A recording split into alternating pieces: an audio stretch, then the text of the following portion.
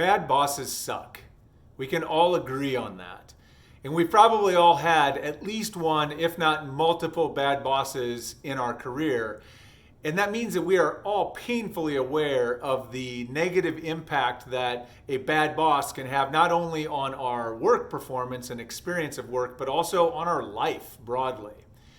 And I think this experience that we've all shared is what makes it really hard, I think, when you want to be a good manager, when you get charged with managing other people. Because we worry about being that bad boss. Nobody wants to be that bad boss. And that makes it feel, I think, at times like we have to get it perfectly. We can't make a mistake. And even if we do make a mistake, that maybe we shouldn't admit that we've made a mistake. But the reality is that as a manager, you are a complicated, emotional human being. You're charged with managing other complicated, emotional human beings. And so mistakes will be made. There's no way to avoid it. There is no perfect way to manage. And the truth is, it's actually probably almost as or more important the way you show up after you don't get it right or make a mistake than it is to have that desire or intention to get it right in the first place. I was thinking about this the other day after I finished a meditation. One of the things after my burnout last summer and sort of having to reset and get really a different kind of focus on my self-care and well-being, one of the things I committed to was a daily meditation practice. And I am a novice meditator. I'm not a master meditator, so I usually am using some kind of recorded, guided meditation when I'm doing it. And the reason I practice meditation is to cultivate a mindful awareness, which is really about sort of being able to be really aware in the moment of what's happening, of how you're feeling, sort of this, just being really present in the moment. And that may sound, if you're not a meditator or you haven't tried it before, that may sound simple. It's a lot more challenging than you might think. Because when you get into meditation and you're trying to practice this awareness for some period of time, even a short period of time, you find our minds are crazy and wild sometimes and they run away with us. And so meditation is a practice of trying and failing and trying and failing and trying and failing, like over and over and over again, and just learning through that repetition of having the right intention, trying and not getting it quite right, and then starting over. And one of the things I learned very early in meditation practice was a key and vital ingredient is this absence of judgment. So when you do fail, when you do come off you drift away from awareness, that and you recognize that you don't judge yourself for that. In fact, in almost every guided meditation that I've ever participated in, there's always at some point very early on, the guide or the teacher says something along the lines of, if at some point you notice that your mind has wandered or you've gotten lost in thought, it's okay. It's natural. Once you recognize that it's happening, just return to where we started and begin again.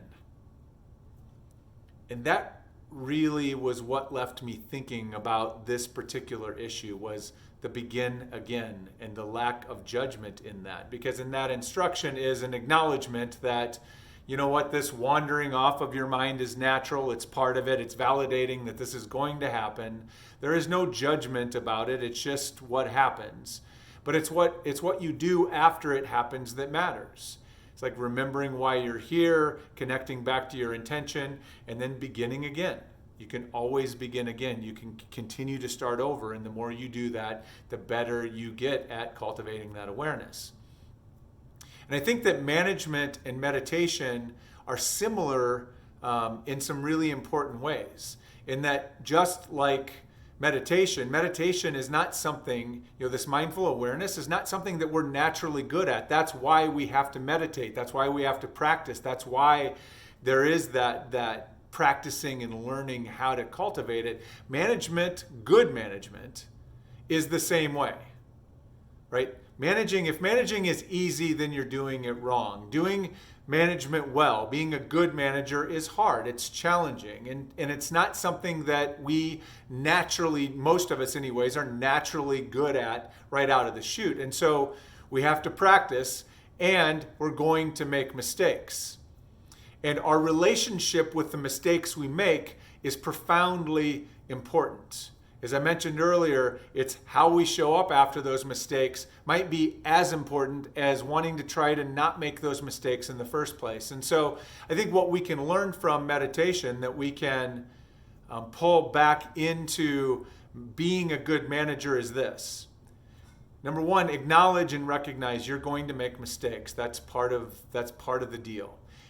When you make a mistake, the first thing is to notice that you made a mistake. Sort of be aware, boy, I made a mistake. I didn't get that right. I cut that person off. I didn't listen. I got angry.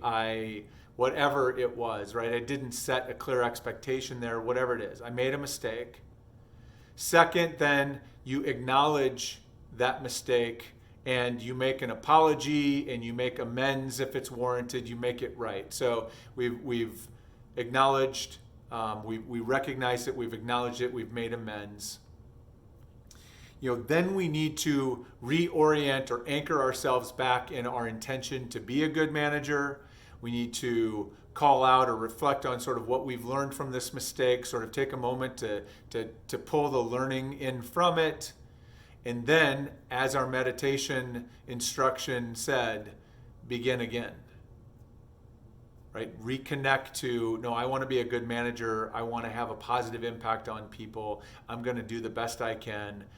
So I'm going to give it another go, right? I'm going to be better the next time, or I'm going to be just as committed moving forward. So I think there's some really powerful parallels there. I think that process, at least as I think back on my own experience, I think about the teaching that I've done over the years, the process is very similar to what we try to teach in management training to what they teach in meditation, which is, if you're anchored in the right mindset and the right intention, when you make a mistake, you own up to it, you acknowledge it, you recognize it, and then you recommit to what kind of manager you want to be, and you begin again. So as always, I would love to hear your thoughts on this idea, on this video. Please drop me a comment. In particular, I would love to hear about any experiences you've had, either where you've made a mistake as a manager and how you responded and made it right, or if you've had a manager who really modeled this behavior, I would love to hear that as well. So until next time, please take good care.